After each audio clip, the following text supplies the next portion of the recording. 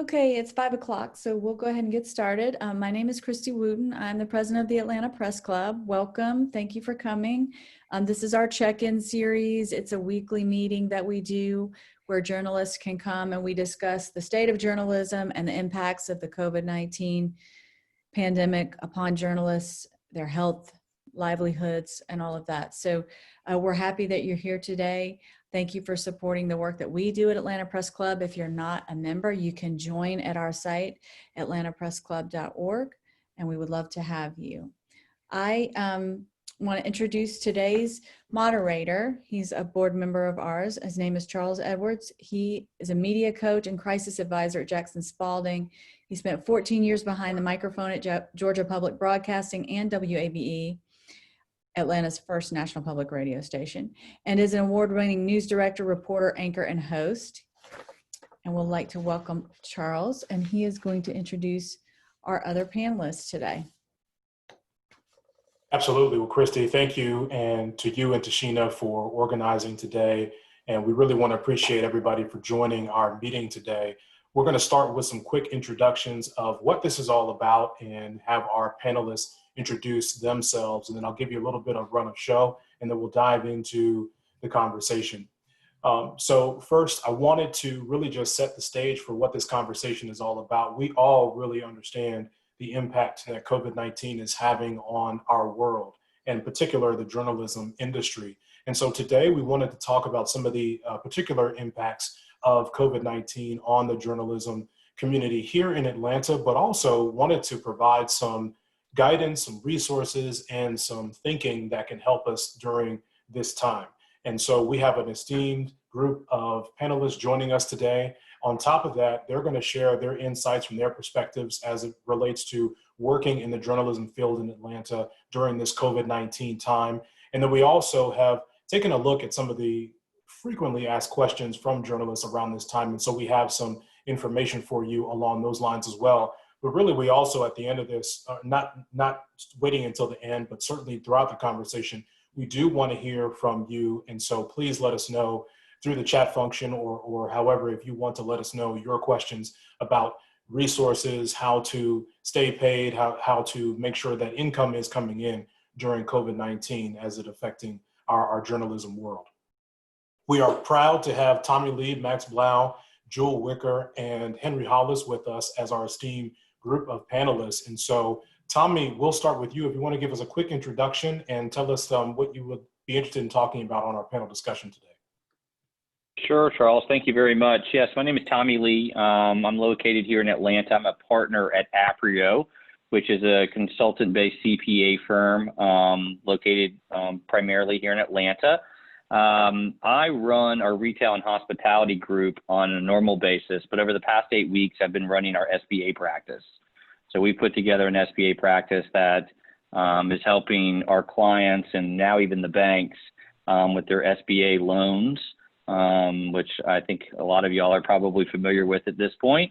And so I think what I'm going to do today is hopefully answer some questions that you may have as self-employed individuals and as business owners, small business owners, in which you are, how you applying for SBA loans, and if you've applied and if you've gotten it, what do you do then? What do you do now? So, Tommy, thank you for being here. Next, let's go to Max Blau. Max, give a little introduction to your background and what you're hoping to talk about today. Absolutely. So, hi everyone. My name is Max, and I'm a freelance investigative journalist. I primarily focus on topics related to healthcare and criminal justice. And after having spent some years on staff at various local and national publications, I now have been working for the past few years as a freelancer. And at the moment, I'm doing healthcare and environmental reporting for Georgia Health News and ProPublica as part of their local reporting network. I'm hoping to chat today just about my experience as a freelancer, what I'm hearing from other freelancers during this period, and hopefully share things that I've learned along the way as a freelancer that can help others weather this period of uncertainty for journalists of all kinds, but probably more so than anyone else, freelancers. Max, thank you for that. And Tommy, thank you as well. Jewel, Wicker, let's go to you if you want to start with a quick introduction and what you hope to talk about today. Hey, I am a freelance entertainment and culture reporter here in Atlanta as well. I'm on the board with Charles. I get to work with Christy and Sheena on a regular basis with the press club. And like Max, obviously, since I'm freelance, hoping to focus on just grants and opportunities that might be available to journalists who are on staff, but also freelance writers who are struggling during this time. Thank you, Jewel. And I should mention, Jewel and I have been working to compile some resources that we're going to share after this meeting to help you see what grants are available, what funding is available. And so that's a resource we're going to provide after our Zoom meeting today. Thank you, Jewel. Last but not least, Henri, can you introduce yourself and tell us what you hope to talk about today? Hey, yeah, my name's Henri Hollis. I'm a freelance writer and photographer here in Atlanta, focusing mostly on food and restaurants. I work a lot with the Atlanta Journal-Constitution, and for the past several months, I have been taking over for Yvonne Zusel, who's out on maternity leave. So I've been working full-time at the AJC. I just found out yesterday that my time there is going to get extended, which is obviously a huge, blessing, and I feel lucky to have that work because I was facing her coming back next week and potentially losing my sole source of income right now. So I was hoping to just talk about my experience with kind of the confusing process of applying for unemployment and what my, I guess, financial status and the status of sort of that government assistance that you can get is, even if you are making a little bit of money. Well, Henri, thank you to you and Jewel and Max and Tommy for being here. We're going to go ahead and dive into the conversation. And again, if you have a question, please use the chat function to let us know what question you have, because this session is truly designed for you. All of these check-ins are designed for you. And so we want to make sure that we're speaking to your question directly. Max and Jewel and Henri, I wanted to start with you before we go to Tommy, because really this is all about journalists and how journalists, whether you are freelance, part-time, full-time, and how you're working during this time. Wanted to start out by, and Jewel, let's start with you and then we'll go to Henri and Max. How has COVID-19 impacted the way that you're doing your work as a freelance journalist?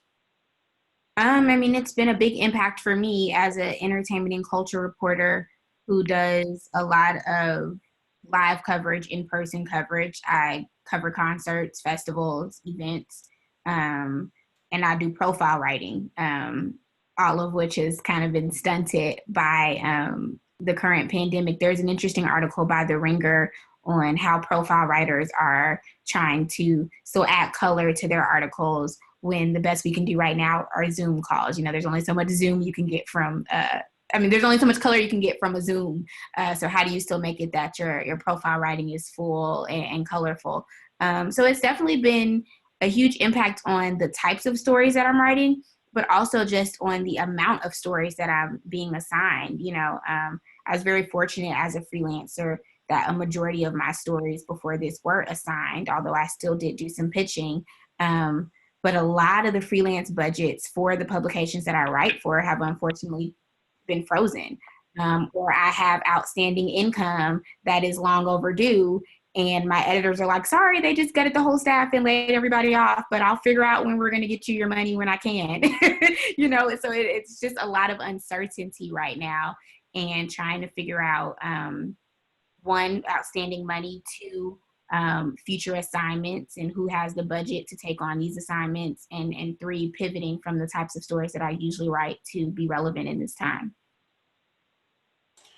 So Jewel, not only is it having an impact on how you're approaching the stories that you're writing, it's having a direct impact on your ability to get pitches accepted and then to, get the funds that are owed to you.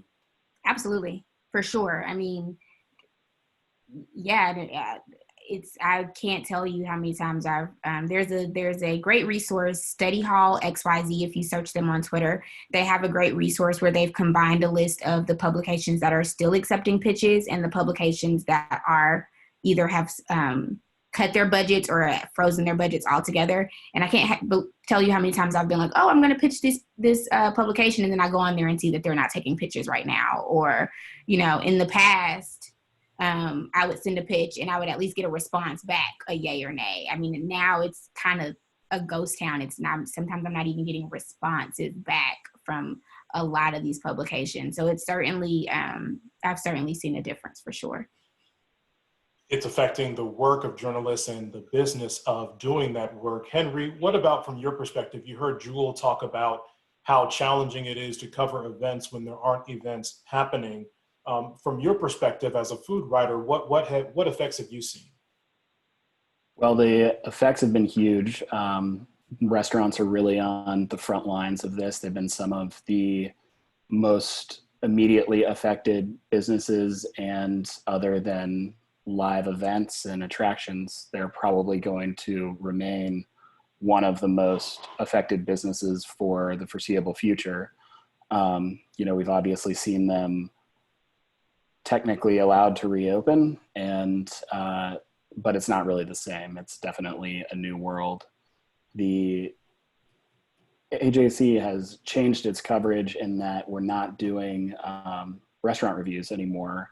They've instead pivoted to a daily column called Atlanta Orders In, where they're sort of going behind the scenes at a different restaurant every single day to see how they're handling the pandemic. Some of them are handling it better than others, and there can be a critical edge to it when somebody's not following all the safety precautions that they should, or if they're lax about it.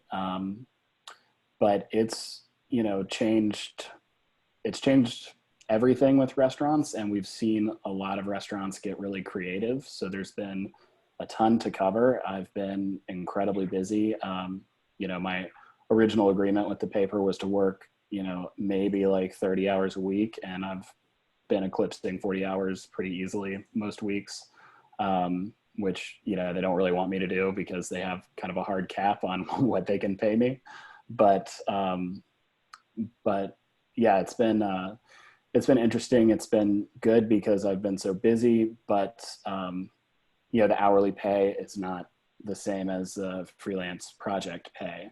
So you know, I'm not really making more than I was just because I'm busy, but I am at least making a reliable paycheck. And I imagine it's similar to Jewel, where she said you can only get so much color for a story from a Zoom meeting as opposed to going to the concert. You've talked about talking to restaurants on the back end as they are trying to satisfy takeout orders and delivery orders. How are you able to get that information in a compelling way when you're sort of bound through Zoom calls? You know, I've been ordering a lot of takeout. We all eat a lot of takeout because we want to understand the experience that our readers are going to have. So, you know, I write a column called Dish of the Week, where normally I go to a different restaurant every week and highlight one dish. That's all been takeout recently.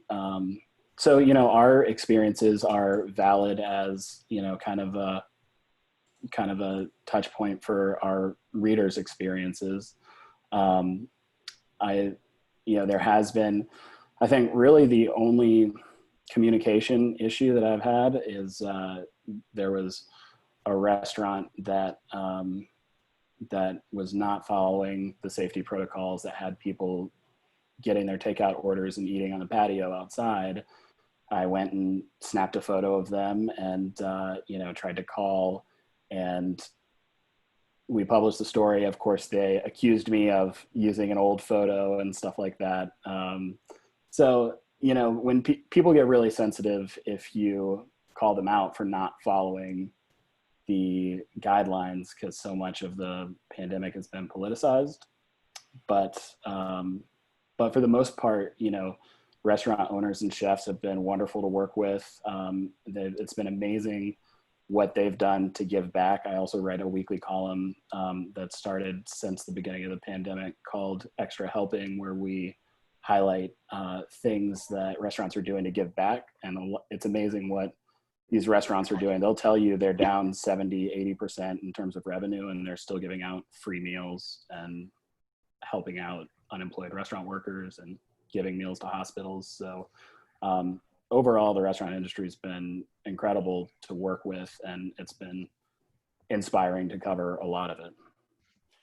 Henry, appreciate that. And Tommy, we're going to go to you in just a moment. We'll get a peek into Max's life here in a second as well. And want to remind people, this is the Atlanta Press Club check-in. And if you have a question based on financial resources that you need during this time as a working journalist here in Atlanta, please let us know through your chat function on the Zoom meeting platform. And we want to get to your questions as soon as possible.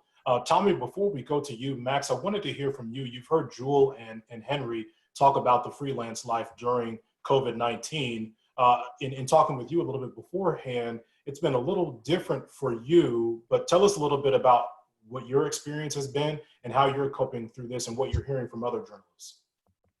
Well, I think one thing that in hearing Jewel and Henry talk about their experience that I think applies to myself and to anyone who has experience as a freelancer at this point in time is that every journalist is now that had an individual beat before. Everyone is now a COVID.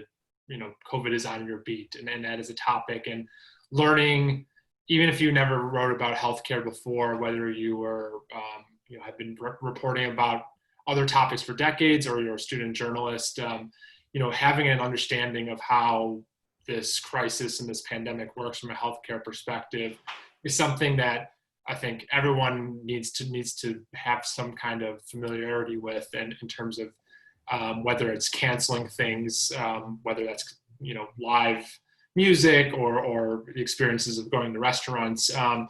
But in my field, in terms of healthcare specific journalism, one of the things that early on I got asked to do a lot was to go to places where there was potential COVID, the airport, when there were people going through customs or screenings without masks early on. I had been asked to go down to Albany prior to it really becoming the national news story that it was in its early days. When you are on staff at a publication and have the insurance and backing of a publication, you have more resources to take that kind of risk, and editors to talk through that with you, who are your bosses on a day in and day out basis. I think when it's a different calculus for a freelance journalist, most of us are paying our own healthcare insurance. And so if I were to go to the airport and accept an assignment for a publication that has, it would have been a good assignment any other day, but if I would have done that for a national outlet and exposed myself and to even just like the risk of needing to self-isolate, that means I can't go out in the field. I can't, maybe take on other assignments in the future. So there's this trade-off that exists with COVID reporting for people who are writing about the pandemic, whether you're a healthcare reporter or not, that does exist. I have been in the past month kind of transitioning from doing what I have been doing for the past 2 years, which is taking on, assignments from a variety of publications to, for the next year, I'll be working with Georgia Health News and ProPublica on a series of stories. So I'm fortunate that I've had a little bit of a shift that has provided me more stability at a time of relative instability in journalism. But I still can't, like Jewel was talking, and in terms of that Ringer article, it is tough for me to go to places to get people to talk, particularly some of the communities I'm focused on don't always have great internet connection. They don't have they don't have the resources to be on a Zoom call and to have the internet to stream this and to be able to so the kind of what I'm getting in person or not able to get in person hinders my reporting to some degree in the short term, at least. I'm hoping that will change in the months to come, but those are some of the realities that in my experience I've been facing, and also what I've heard from other people as well.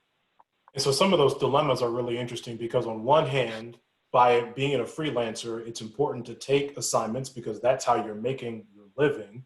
On the other hand, like you said, if you take that assignment, it may be a little too risky from a health standpoint. So you are forced to make some very tough decisions because you're in a tough predicament. Tommy, I want to go to you because you've heard Max, you've heard Henry, you've heard Jewel, all really describe it's tough to do our jobs, let alone get paid for our jobs during this extreme situation.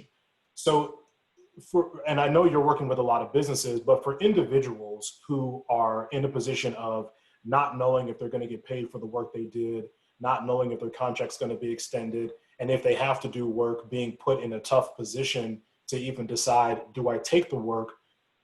What's a financial resource that is available to them at this particular time?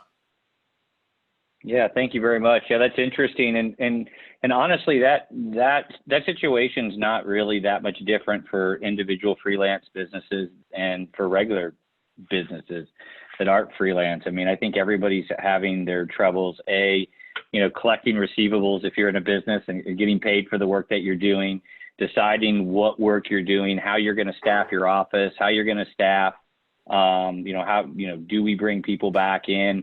I represent restaurant companies, Henry. That's what I do on a normal basis. So I've been consulting with them about how do they bring staff in. So I think the problems are generally the same, right? They're generally the equal problems. We're kind of all in them together. I think probably part of the hard part with some of the support out there is that there's certainly been a large amount of support, at least on paper, as it relates to the business community, right? Especially what I'll call SMB, small and mid-sized businesses, within the PPP funding or the paycheck. Now I can't remember the name of it, but Paycheck Protection Program. Yeah, Paycheck Protection Program. I've been saying PPP funding for so many weeks at this point. And there's some other SBA resources that are out there too. However, those resources haven't really been all that available to what I will call the the micro small business community or the freelance community. I believe, Charles, when we had first talked, we were waiting for some regulations to come out where it was going to allow the Paycheck Protection Program was going to be opened up to sole proprietors, if you will. And that's what I think of kind of the technical term as a freelancer would be. And they came out, I think the day before we ran out of money. And then I don't think the banks really caught up. And just now are they starting to catch up to where freelancers can take advantage of that. In the other programs, the EIDL program or the Economic Disaster Relief Program, that program wasn't really set up for freelancers either. And it's fraught with its own issues. So, I think that the freelancer, what I'll call micro small business or sole proprietor has really been left out of a lot of the benefits that have been kind of availed for businesses. And of course, then you have issues filing for unemployment. If you're on staff somewhere, and you get let go, that's one thing. But when you're a freelancer, that's much more difficult sometimes to do. So we hear the challenge there, and we know obviously filing for unemployment is something that is, something that a lot of people are taking advantage of right now. We've seen the numbers go up by the millions every week. If you are freelancing and you are working, can you file for unemployment? I know Department of Labor isn't necessarily your wheelhouse, but is there some guidance there in terms of being able to file for unemployment while still trying to do this freelance work? Yeah, that's a really good question. I honestly, I'm not an employment lawyer, and so I'm not sure on the freelance side if you can file for unemployment. If you're on staff, you certainly can. I don't believe unemployment, it depends on your business setup. So for instance, if as a freelancer you're set up as an S Corp and you're an employee of your S Corp, then at that point in time, if you're paying state unemployment, then and you were to essentially fire yourself, then I think that you would be able to go on the unemployment ranks. But I think if you're simply somebody that's receiving 1099s and file your tax returns on a Schedule C, I'm not sure if that's available to you now. I'm sorry, that's just not within my realm of expertise. No worries at all. But when you do hear about, reporters who are, struggling, to accept jobs and to get paid for the work that they're doing. What have been some of the resources that you've seen out there that may be available to folks who are on the line? Well, again, I think the resources, the Paycheck Protection Program is certainly one of the resources out there. There have been some special grants that I've seen in some of the different states for small businesses. Georgia hasn't done a great job at that in specific, but I know states like New York and Florida, I've seen some in Colorado and California. I think ultimately, I think follow-up, which I would imagine all the reporters in the room are very good at, making sure that, you're following up, keeping in front of your clientele, not only to get paid, but to get other work. I mean, I would imagine there's plenty of work out there for reporters. It's a matter of maybe coming outside, just like all the other businesses are. And I think Max even kind of alluded to this earlier, is that we're all, everybody's a COVID reporter right now, and trying to take your skill set and adapt it to the times. I mean, and honestly, in my world as an accounting professional, it's really no different, right? 6 weeks ago, I represent restaurant companies all over the country, and we literally, we're talking about how we're gonna keep revenues and how cost containment and revenue preservation. I literally had some of the top restaurateurs in Atlanta on a Zoom call such as this, and they started closing restaurants by the state, like while we're on the Zoom call. And we quickly turned that skill set into helping businesses with SBA loans. I don't think that's really any different. Taking that skill set and making it work within this environment, I think is probably one of the best things that you could do. So as it relates to businesses, I know you're working a lot with businesses on the resources that they've had. We've certainly talked about the Paycheck Protection Program. Mm-hmm. A lot of our reporters who are here and some who aren't here but are working journalists in Atlanta, whether they're working full-time or part-time or freelance, they're working with a business on a particular story.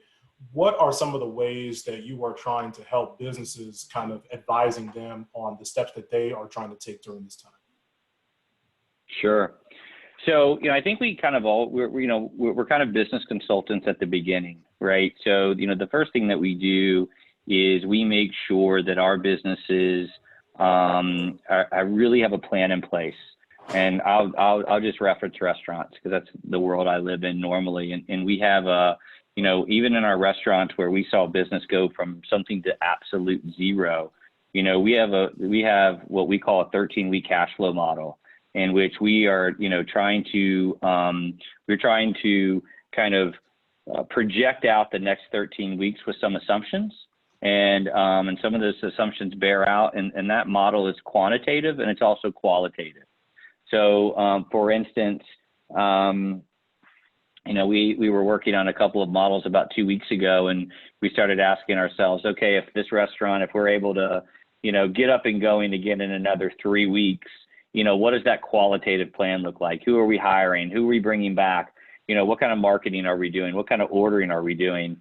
And then, I actually got a call from Karen at the GRA telling me that they're about to make an announcement that we're going back on Monday. And so we were like, okay, now that qualitative plan now turns into an action plan, and there's a quantitative aspect to it. So I think planning's really, really important. Also, but I kind of go back to this is, even in the restaurant business, there's been a number of folks that, we operated kitchens that we never would have, and some of them we never would have thought about putting to-go food in a box. Like I can think of a sushi restaurant, a well-known sushi restaurant here in Atlanta, one of my favorites, and you couldn't take out food. Like you couldn't go eat there and take your food out. And I talked to the owner the other day. I ordered some food. They delivered it to my house because I really wanted some sushi. And so they're just adapting, right? So it's all about adapting within this world, within this, kind of, pre or post, I guess, mid-COVID world. And then lastly, we're having a lot of conversations within all the business communities is what their business looks like post-COVID. and in very many cases, it may not look the same. It may look very different. You may not have a high-end steakhouse anymore. You may have a really quality, delivery service, or really quality takeout, or a grab-and-go service that may help your top line and keep you afloat over the next 6 months, versus trying to open up with the same business that you had. So we're really just suggesting to our business owners, our small and our mid-sized business owners, to reach back down into that kind of entrepreneurial spirit that usually got them there, and adapt, because I think that's what's going to need. And I think that's probably no different. That's no different in the journalist world, as it is in the restaurant world, as it is in some other business as well. Got it. So, Max, you heard Tommy talk a little bit about the way he's helping some businesses that are going through this time. I know one of the things that some reporters may be looking at now in terms of income, if they weren't looking at before, is grant funding.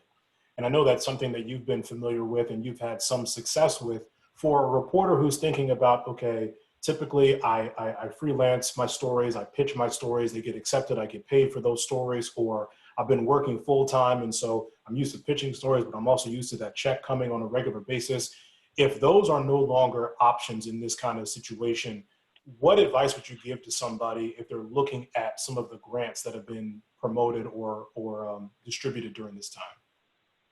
Well, I think there's two different answers to that question. The first one is specific to this period we're in with COVID, and there are a number of both emergency grants, and I've seen some some publications have forgivable microloans available to some of their people clients they've already been working with. So I think the New York Times is one example of that.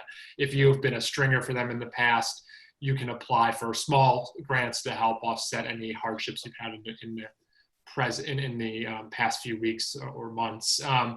There's also, I think someone posted in the chat a link to Study Hall. Study Hall has a great resource where every Tuesday they have an email newsletter that comes out that aggregates kind of the full set of different opportunities available to freelancers, whether that's people applying for full-time jobs, permalance positions, shorter-term gigs, as well as grants and just like calls for pitches and things like that.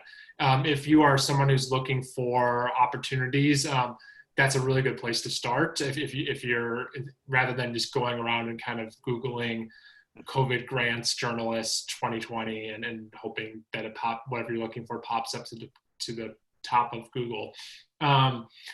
In the kind of outside of COVID and some of the opportunities that have presented themselves, whether they're in terms of emergency grants or other COVID specific funding for stories, in general, the grant process is often one that helps augment reporters' fees or offset reporting costs in terms of doing like medium-term or long-term projects. In the ones that I've gotten in the past, it's been the difference between allowing me to take on an ambitious year-long investigation on a particular topic and not doing it at all. There are, in addition to, and I think there are, depending on what corner of or what beats you're covering, there are both grants and that are specific to your topic. There's a lot in healthcare and criminal justice, for instance, as well as there's probably some food reporting ones as well that I'm familiar with. So I think it's kind of, in addition to seeing what's coming online that's new in terms of like the COVID specific stuff, there are other resources, different like healthcare, different professional organizations outside of the Atlanta Press Club that are specific to individual beats that often aggregate that kind of grant information. So if you're looking for that and you're focused in a particular topic, it might be worth looking at other, beat specific journalism resources that aggregate some of that information. But some of it often is not well advertised. Some of it is, you just have to kind of go looking for it and familiarize yourself as when those deadlines are, if they're rolling or if there's a deadline coming up, in the spring or summer. Do you find that the requirements are pretty much the same from grant to grant that are either COVID or non-COVID related, or you find that the requirements are pretty much all over the map and you really have to dive in? In other words, can you kind of template out and say, okay, I know they're going to ask for these 5 things, so let me get these ready, and then one by one I can apply for all of these? Or do the requirements really run the map? They really run the gamut in terms of what you're doing. I filled out applications for grants that were worth $10,000 that required me essentially writing 2,000 or 3,000 words of here's why I should get this, and that is very labor intensive, of course, and but the payoff was great on the flip side. With some of the COVID, I haven't gone through, and maybe Jewel or Henry or some of the other journalists here have started to go through that process of looking at the COVID grants. I'm not sure if I would suspect, because some of those are short-term relief, or there's a timeliness factor involved there, that there might be a little bit less of a burden in terms of that application process. But the variability I've seen is as wide as applying for a job. Sometimes it is you go through 6 months of interviews, and sometimes it might be a month and you have a decision one way or the other. Jewel, I know you have taken a look at some of the COVID related grants and programs that are out there. What did you see in terms of eligibility as you look at all these different programs? Yeah, and Max is right in that Study Hall has been a great resource for this. And in fact, a lot of the ones that we compiled were featured in Study Hall within the last, I would say, 2 weeks. But I mean, I think they just vary, but I think Max is right in terms of the requirements are a little less stringent because a lot of them are emergency funds.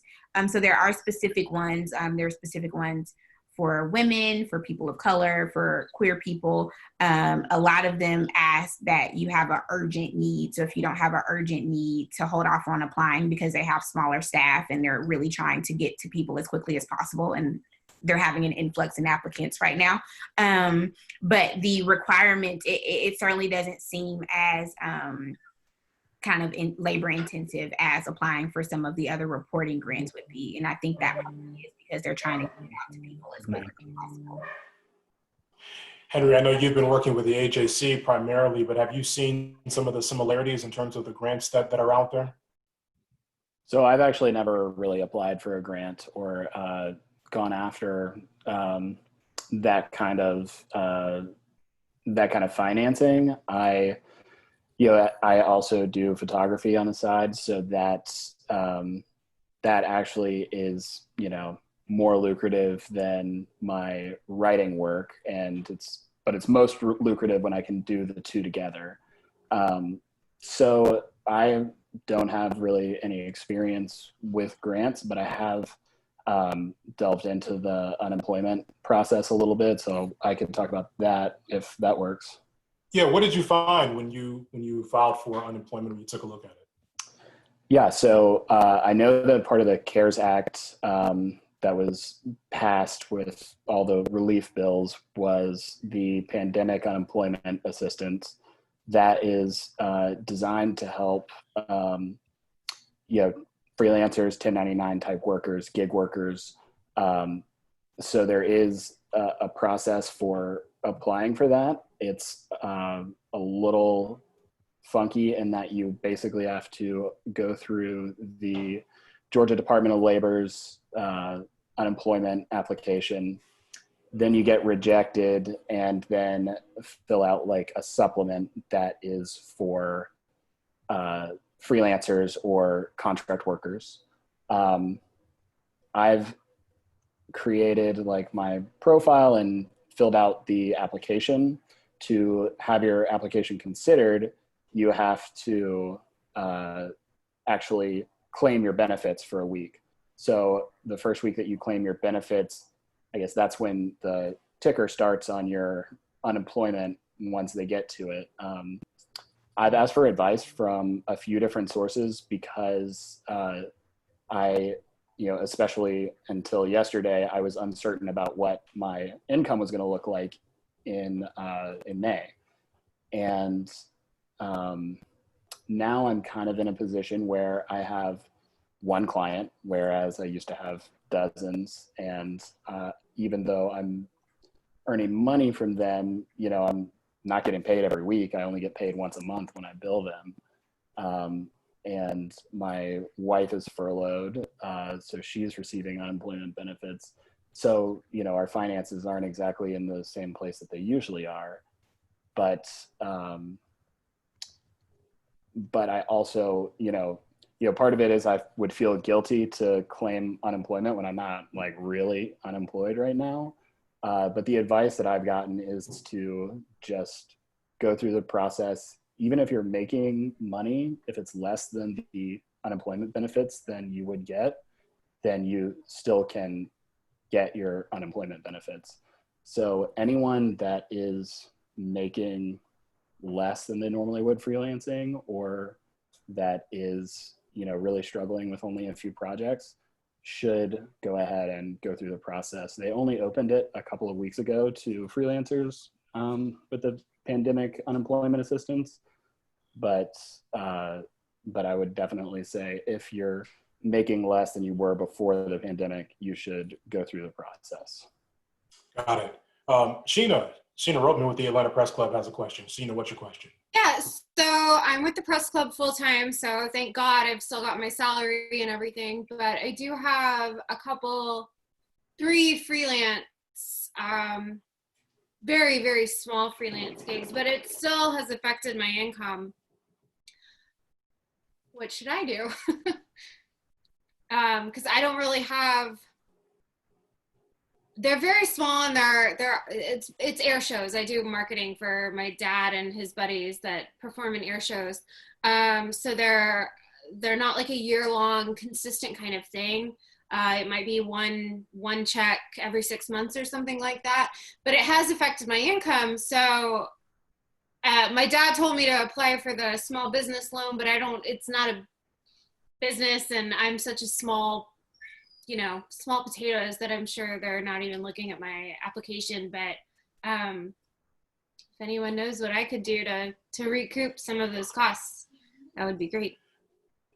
Tommy, when you hear Sheena describe the situation that she's in, she's got, several sources of employment here, and she's trying to figure out, does she qualify for a program? Maybe by definition, there may be some questions there, but still getting some encouragement to move forward. What's some guidance there for Sheena and somebody like Sheena in that position?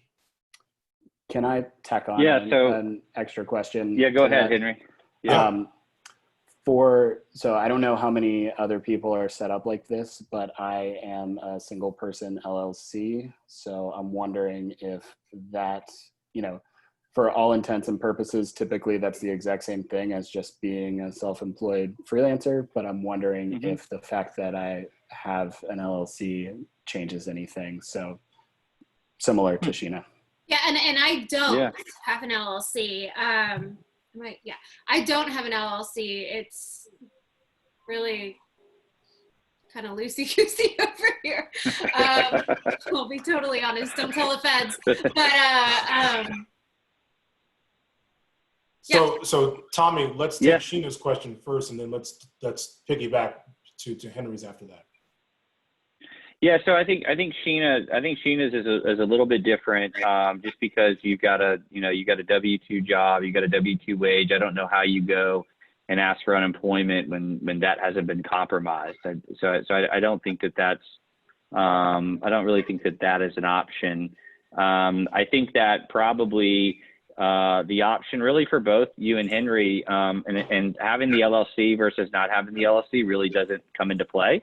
When you report your income and expenses that are from either your freelance work, or I guess in both cases from freelance work, then they're reported on your Schedule C. And so, with the Paycheck Protection Program, that's probably the program that you would go to. And the relief there, I think, it's more than nominal. Like I hate to call it nominal, but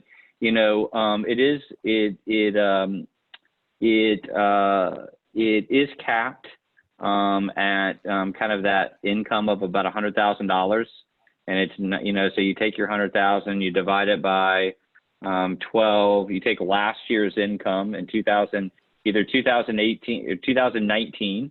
You actually have to fill out it's called a Schedule C, not to get too technical, but in order to apply for it, you have to fill out the Schedule C, even if you haven't done your tax return for 2019. And what they're going to do is they're going to take your net income, so that's your revenue minus any expenses, and they're going to divide it by 12 and times it by 2.5, and that's your total loan amount. If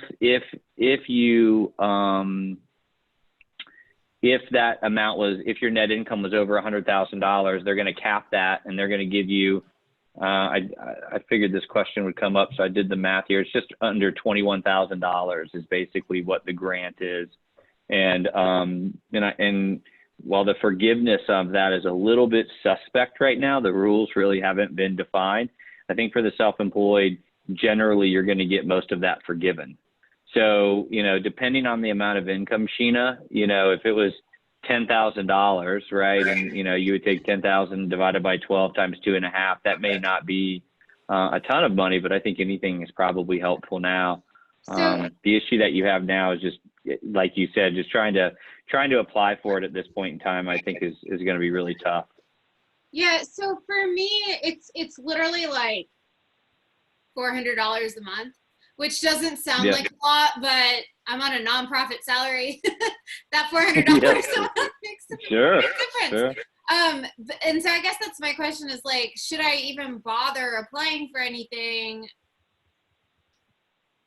It's such a small amount. Yeah, I mean, I think that is, that's going to be a personal decision. I think that, the application process for a sole proprietor under the PPP program isn't overly onerous. I mean, you literally have to fill out, like I said, you have to fill out your Schedule C. You have to demonstrate that you have a need. I think that if that income, was, $5,000 last year, I think is how you described it, about $400 a month. And now it's zero. I think you can demonstrate that you have a need. And so, I think you're just going to have to, decide if that's worth doing. I mean, the issue right this second is that the banks are clogged up with these. And I think this is kind of the point that you're alluding to. The banks are clogged up with these. Are they going to, I don't know that I hope that they're not going down their sheets and taking the biggest loans first and going with that. There may be some truth to that, but why not? It's probably an hour worth of work. Yeah. Okay. Thank you. And Henry, hopefully I answered your question about the LLC and again, how you would report in Sheena's perspective, where somebody's giving her a 1099 and if you have an LLC, really the tax reporting once you get to your individual level is really exactly the same. Okay, yeah, that makes sense. Yeah, like I said, my personal experience with it has been that there's no real difference between, being a sole proprietor LLC versus just being an individual. But since I had all 1099 income basically for the last 3 years or so, I'll probably try to go that route as opposed to I'll probably try to go the PPP route instead of trying to do unemployment because, I am getting a regular check, but it's not what I normally would get. And my wife is on unemployment. So I think I have a better, a better standing to get a little assistance that way as opposed to the weekly unemployment. Yep. Yeah, and unfortunately, they did earmark in this latest round of PPP funding. They did earmark, I think, $60 billion, which we throw around billions today like it's nothing. But they did earmark $60 billion for small businesses.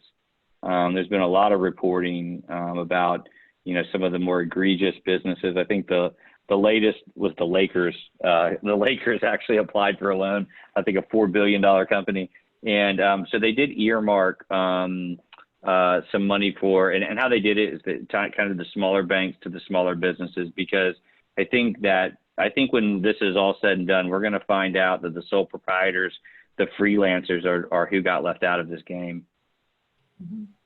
You know, Tommy, I did want to first thank you for answering Sheena's question as well as Henry's question. Mm-hmm. We, as you and I have talked in preparation for this, we've seen almost kind of what I describe as this Black Friday situation, where it's like you've got all of these people who are lined up before the government opens up the gates to, release the funding. So as soon as these programs open, it's almost like a lot of the money is accounted for. And with each round, they figure out, okay, who was not included in the first round? Okay, who was not included in the second round? Not trying to, put you out there too far as a prediction piece, but do you sense in your conversations and your watching of this process that we're going to see additional rounds, and some people who were not classified initially are going to be classified as we continue? Yeah, I mean, I think that I think a lot of that depends on the environment. I think I can tell you that kind of on a national level, in some industries, we're starting to see kind of business move a little bit, and I think that's really helpful. That's good. I think that in other industries such as Georgia, we're seeing the restaurant industry. They say they gave them the ability to open up. Most of my restaurateurs declined. They decided to kind of stay the pace. So I think the additional funding is going to have to come in some way, shape, or form, and how they do it will be rather interesting. I guess there is another. I think that, well, let me say it this way. There's another round of funding that's actually as big as the PPP, that is for mid-sized businesses that really hasn't got off and running. I think it's about $650 billion. That's for businesses over 500. So in between 500 and 10,000. I worry. I think everybody worries that, and this happens a lot, where the small taxpayer or the small business is kind of who gets left behind here. I just don't, I think a lot of times we have a bad lobby. The small taxpayer and the small business person, especially when, sole proprietor small business has a pretty bad lobby. We don't organize as well as the large businesses do. So do I think it's going to happen? Yeah, I think there's probably going to need to be some more funding in small business. I think the losses are probably much larger than $600 billion. I think they may be double that. How they do it, and if they continue to do it the same way that they have done it, probably, because I don't think they have a better way right now. But I do hope that, and I know there's some legislation that's going through that's really going to try to help the individuals and help the small proprietors more. But I don't know that it's as much with giving, doling out cash is it may be stopping expenditures or stopping debt payments or stopping interest payments. So how they do it, I think, will be really interesting. But there's certainly legislation working its way through Congress right now. They're calling it the CARES Act 2. Is kind of how I've been heard it, at least from the legislators we're speaking with. So I hope they do, because I think there's a lot of people need it. We have we as a firm, while we're a relatively large firm in this market, I mean, we certainly have a lot of small business people. And even, honestly, even the small businesses that applied for the PPP funds, I think you're going to see when the numbers shake out, there's a whole lot that got left behind. So I think they're going to have to do something.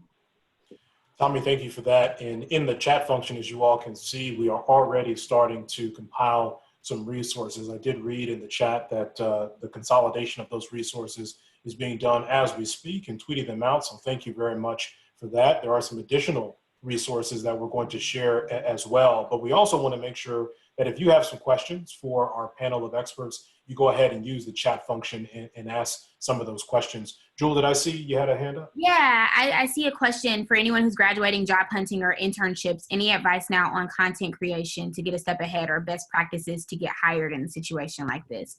And Max and I spoke with a person that was going to be interning with us this summer who unfortunately can't. And he gave some really great advice that I wanted to share since he had to hop off, where he was saying, and that's not to make light of the moment that we're in, but he was saying he's been able to get some of his best opportunities in moments like this, where he's been able to pivot and find some really great stories. And I think Henri spoke about this a little bit too, where I can speak about it from an entertainment standpoint. The AJC isn't doing go guides anymore, but they're doing do guides, right? Or publications like Pitchfork are doing like stay at home posts, and they're all of the Billboard is now doing a column on how executives are doing their job in the midst of this pandemic. So I would really encourage young reporters, especially student reporters, to read the publications that they're wanting to be a part of, maybe freelance, and find some of those alternative ways to tell these stories. Now, it will be harder because everybody is also doing the same thing, right? Everybody's trying to come up with a do guide or something that we can do from home.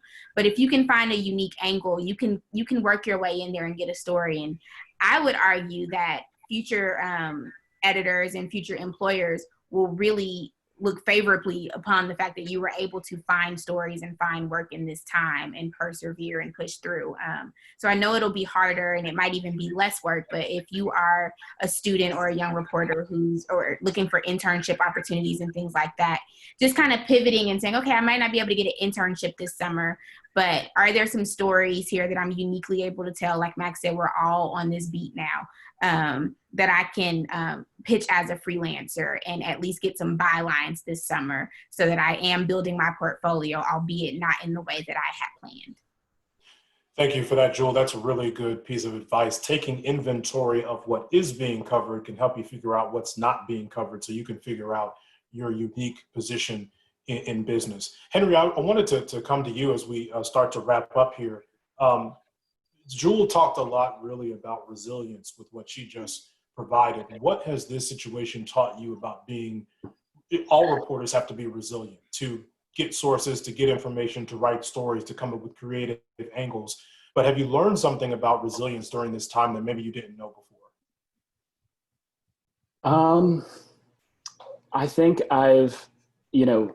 when it comes to writing and when it comes to journalism, these moments of great upheaval are times when there's the most opportunity. I've told a lot of people that I feel like every time you see a famous news anchor or a, well-known media personality, they always have a story about how they got their start when they were, the only person at the news station on Christmas Eve and there was a tornado or something crazy happened. This is something that's definitely crazy that has created a ton of news stories in a very short period of time. And so I've been trying to look at it as like, it's not going to last forever. This is a time when I really need to buckle down and, not complain about how much I'm working or how much I'm getting paid for that work or anything like that. It's about finding stories and trying to tell those stories as, best and accurately as possible and find out what people need to know right now so that they can best live their lives and best handle this pandemic. So I think, in terms of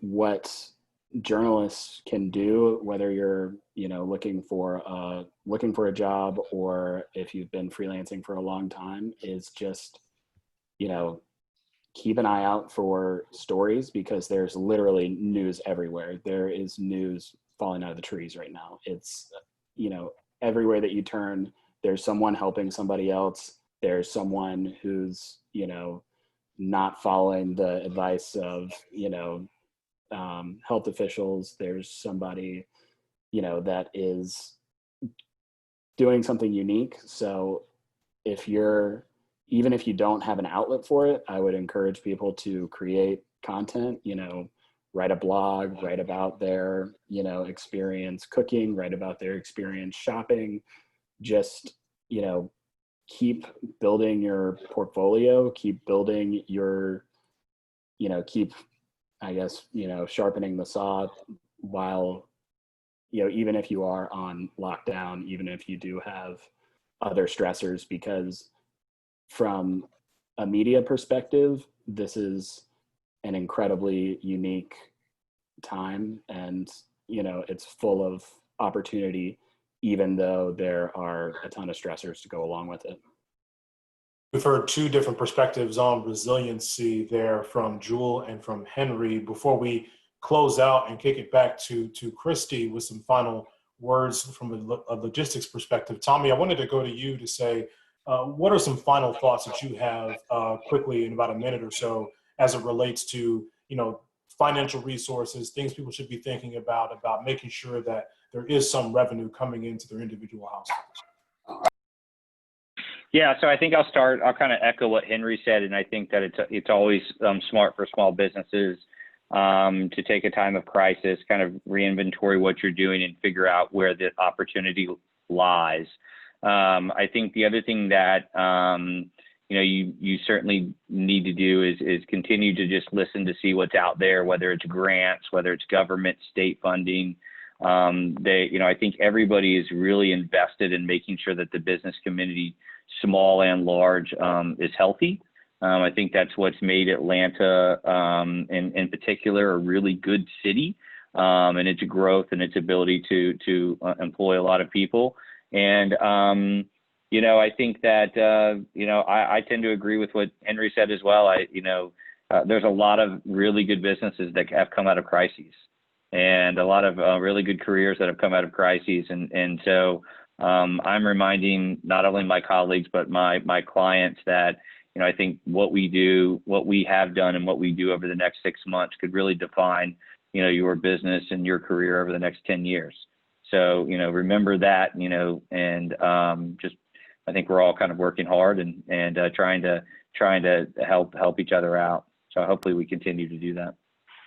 Yeah, I do want to add one thing to all of this. This is all great advice, but I don't think we have any students on right now, but Archith is tweeting all of this out. So for anyone that watches this later or listens, I completely agree. Keep writing, but also talk to people that are involved with organizations like the Atlanta Press Club or SPJ or whatever, study hall, whatever. Talk to people and be like, hey, I wrote this. What do you think? Don't just, you can't just sit at home and write something about how weird it is to go grocery shopping and everyone's wearing a mask. You got to promote yourself a little bit. So talk to people and get yourself out there. Sheena, I think that's great advice, and wanted to really thank you and thank all of our panel for joining us today. There's a lot of great information on the Zoom group chat right now. I'm taking a look at a lot of it. A lot of it is being compiled, so we appreciate you all for that. In addition, we do have some resources about some grants and programs that we've been able to find, and we're going to share them with this group after our completion of the Zoom call. But really just wanted to thank everybody for their time today, and wanted to pass it back to Christy with some final words as we close out our program today. Great. Thank you so much. Thanks for everyone who attended, and thanks to Charles and Max and Tommy and Jewel and Henri, all for your perspectives on this.